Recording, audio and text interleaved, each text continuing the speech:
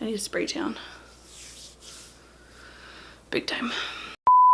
Hey everyone, in today's video, I wanted to share 5 fun and free end of year activities that you can use in your K-2 classroom. The end of the year is a great time for not only you as the teacher, but for your students to really recognize how much growth they've made throughout the year. Not only have they learned so much academically and they can really see how they've changed and how they've grown in that way, but also think about your classroom community that you have built. Students have worked together, the teacher has worked together with you to create this wonderful community and this kind of collaborative space, and this is a great time to really reflect on that and celebrate it at the end of the year. So in today's video, I have 5 fun freebies that not only help students review skills that they've learned all year, but also really helps them kind of work together and have a little fun before it's time for summer. If you're ready to see these freebies, give this video a like, subscribe to my channel, and let's dive in.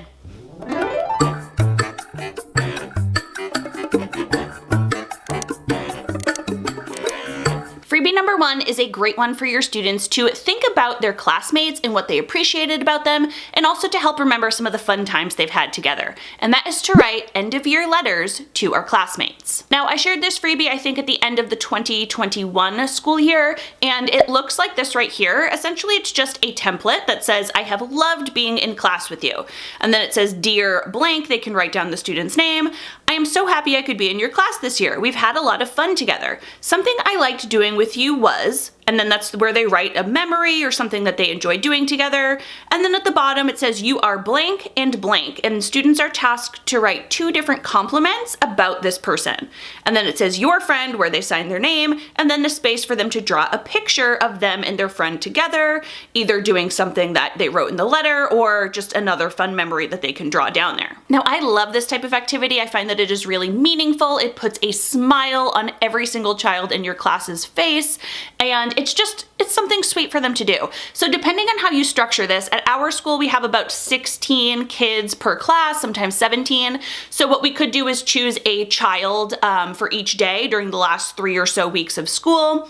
If you have more than that, these letters shouldn't take too long, especially if you are in 1st and 2nd grade. So it's something you could do where you have 2 a day, and maybe during the morning they come in and they have the person's name on the board, you know, the classmate's name, whoever you're gonna focus on that day, and they will write their letter and turn that in the morning. And then you could make another time during the end of the day to do another student. If you have more than 20 students in your class, that might be something you want to do. And as students finish up, you can kind of organize these books. You can either staple them or use a bookbinding machine to really give your students a keepsake that, again, puts a smile on their face, makes them feel happy. I know as a parent, I would love to see something like this. In fact, my son's 2nd grade teacher did something like this, but she does it on students' birthdays. So Theo upstairs, he has an entire book of basically compliments and little letters to Theo, and it's just such a sweet keepsake, and I put a big smile on my face, and I know it made him happy too. But if you want to do it at the end of the year, I have that template for you. I will link it down in the description. All right, end of year activity number 2 is to theme the end of your school year. Now, about 5 or 6 years ago, I created an end of the year packet. It is something I had done with my 1st graders for a while, so I really wanted to kind of compile all the activities together just to show you what I'm talking about. It's all included in this unit right here. We call it our countdown to summer, and within this unit, there are 6 full themed days with review activities for each of the themes in math, phonics, science, social studies, and more. Now, I love doing something like this at the end of the year. It really just kind of spices up our content, helps us review, and keeps students really engaged during those last few weeks. And I say the last few weeks because while you definitely could, I don't do these activities during the actual last days of school, because often we will have like a half day on the last day and there's a lot of other activities and things we need to get done. But usually like the 2nd to last week of school is when I like to do this. Now, to show you the types of activities that are included and the things I liked to do at the end of the year in 1st grade, I will show you a walkthrough of our camping day. But the 6 themes that are included, these are the 6 daily themes. We have a camping day, a friendship day, sports day, memories day, the beach, so a beach theme day, and then we have ice cream day. Now let's walk through what one of those would look like. Here is our camping day. Here you can see just a quick overview of what's going to be reviewed in math, reading, phonics, writing, science or social studies, and then I always have a craft and a snack idea as well. Again, the snack is going to be completely dependent on your classroom and your school rules, but it's also something you could send home if you wanted. You can also totally omit that part, but I wanted to offer it up as a suggestion. So for math, our students are going to work on addition and comparing numbers. In reading, they're going to work on retelling. In phonics, students are reviewing long vowel teams.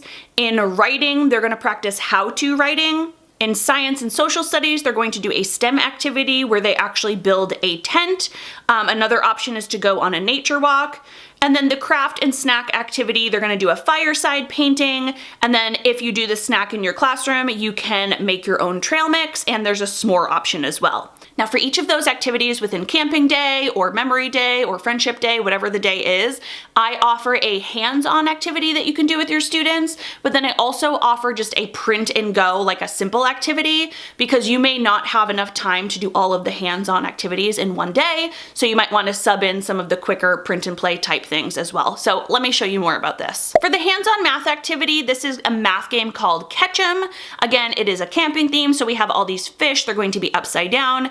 And then I have the directions for how to play the game, but students will simply roll the dice. They will turn over that many fish and they need to find the sum.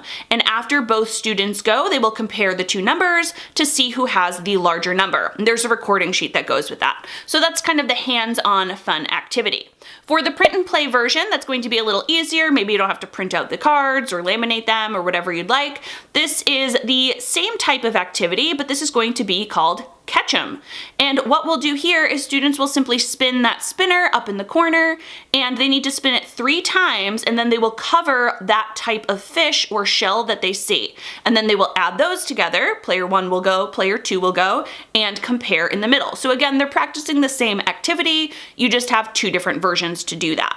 For our reading skills, I said we were practicing retelling. Now again, with each themed day, I do offer up a fun book suggestion, but if you don't happen to have that read aloud or you can't find it on YouTube, I also offer a story that I wrote where you can practice the same thing. So again, I tried to make this as little prep as you want, or you can really, go all out, prep it all up and use it year to year. It's totally up to you. But so for the camping day, we have a camping spree with Mr. McGee. We have a vocabulary sheet that students will work on, and then we have a retelling sheet. So not only will I read it aloud with students, we will focus on different vocabulary words like feature, determined, hitch, and quiver. We'll talk about what those mean, and then students will practice retelling the story from beginning, middle, and end. Now again, if you don't have access to that, I have this sheet right here that's called Let's Go Camping, and it's a quick little camping story that I wrote up, where again, we do focus on one vocabulary word. I have that word fetch there, and then students will draw a picture in the box showing beginning, middle, and end, so they can work on those same skills. For phonics, students are reviewing long vowel teams. There are quite a few long vowel teams in the book, A Camping Spree with Mr. McGee, that's why I chose it, but I also wrote this read and illustrate passage where students will go ahead and read the passage. They will circle all of the long vowel teams they can find, and then they'll draw a picture to show what's happening to show that they understand. For writing, your students will work on how-to writing with transition words. And here you can do a quick little overview of what that means, what students should be including. And then I have 4 different options that they can choose from. You can pick one, or you can have them pick their own. How to make s'mores, how to stay safe from bears, how to catch a fish, and how to start a fire. For science on camping day, I actually have 2 different options. The first one is a STEM activity where students will get some colored paper, some toothpicks, and some Play-Doh, and they will try to build a tent to the best of their ability, so they can do that as they want, either with a partner or independently. But then I also have the option to go on a nature walk. So when doing this with students, I like to give them this recording sheet right here and a clipboard, and they will really have to focus on writing down things that they see, things that they hear, things that they feel, and things that they smell. And they can write that down and we can discuss after. And last but not least, if you're feeling extra adventurous, we have a camping craft and or snack. Now for the craft, I have this sheet already printed out with these logs that students can color in, and then I simply have them put their hand in yellow and orange paint to make a few handprints to make it look like a fire. And then when that dries, we color in a background, and that is our cute little craft for the day. Also for the snack, I have two different options. You can either give students some take-home s'more kits, or you can set up a little snack station and have your students make their own trail mix to either eat in class, or again, if that's not a possibility for you, they can go ahead and take that bag home. As you can see, that's a lot jam-packed into one day, and there are 6 different themed days that are all set up like that with different activities depending on the day's theme. Now, the last time I taught that in a school, I was at an extended day school. So we were in school from 7:30 to 3:30 every day. So I did have time to complete it all. Some teachers have purchased this and they actually said they took the 6 days and they were able to split it up into about 12 days worth of activities based on other things they were doing. So they might have had 2 camping days and then 2 beach days. You know, there's many different ways you can make this work. I wanted to make it as jam-packed as possible. So each theme day is basically a little mini unit with 40 to 50 pages worth of activities and ideas for you to use with your students. Now, I did say this was a freebie video, so actually the ice cream day I've made completely free, and I will link that down in the description in case you want to try it out with your students. I'll also go ahead and link the whole unit too in case you enjoy the ice cream one and you want to do the other days with your kids, so I'll link both down in the description. End of year freebie number 3 are these fun scavenger hunts. Now, these are math-based scavenger hunts that I created for kindergarten, 1st, and 2nd grade. Here is an example of the 1st grade one and what it looks like. And this is definitely something I like to have my students do while working with a partner. Not only can we review some fun academic math skills, but working with a partner, we can also collaborate, get our students up and moving, and they can be creative. So here for the scavenger hunt, you can see there's a bunch of different boxes, and it says they need to find, make, or draw any of the things in the grid. So what students will do is they will take 2 dice, they will go ahead and roll them and find the sum, and that square is going to be the thing they need to find. Now, I say find, make, or draw any of these things, so students definitely will have options. If you are in a classroom that uses iPads or technology, I like to have my students do this in Seesaw. That way, if they find something in the classroom that matches one of these boxes, for example, something shorter than you or a cylinder, they might know where one of those is in the classroom, they can just take a quick picture of it and put it into Seesaw for you to do this activity. Now, if you don't have that, I like to have students just use a blank piece of paper, and they can either draw that or they can write it down. So if they found something shorter than them, like a desk, they could write number 4 and then they could just write desk next to it. And again, they're working with a partner so they can really work together on these things. Some other things students need to go ahead and find is an ABC pattern. They need to find a number between 40 and 60. They need to find the difference between 19 and 10, so they can solve that however they want. I like to keep it pretty open-ended. So not only do I have those math scavenger hunts pre-made for kindergarten, 1st, and 2nd grade, but I also have an editable version so you can type in your own things as well. And I will link that down in the description. End of year freebie number 4 is to create a collaborative classroom poem. Now, I don't have any sort of printable or anything for this because this is something you could just do with your students. It is actually something I shared during my very first year on YouTube. It's that video right there. Ooh, if you go back and watch like the editing and the way I talk and everything on there, it is cringy to me, maybe funny to others, that's fine. But in that quick video, I explain how to create a collaborative classroom poem, but this is essentially what it would look like in the end, or this is a smaller version of it. Basically, you can come up with a theme with your students, and I like to give them each their own colored strip of paper to complete the prompt, and we kind of make our own poem. So in this example, we did friendship, and I had my students at the end of the year really think about all they've learned and put into words what friendship is to them, what it means to them. And they could write it down on their paper, and then you can see that I would just paste those, and I would probably do that with sentence strips.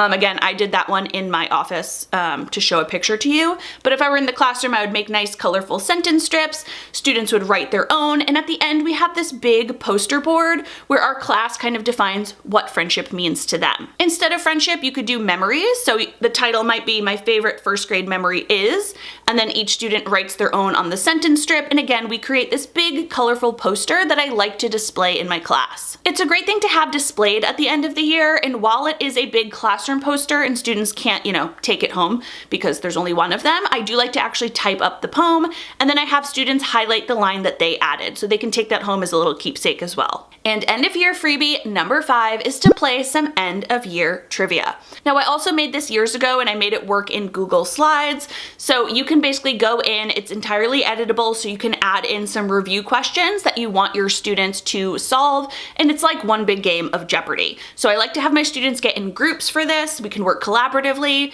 and then they will pick a category and a point number, and then you just click on it and it asks them the question. Let me show you how it works.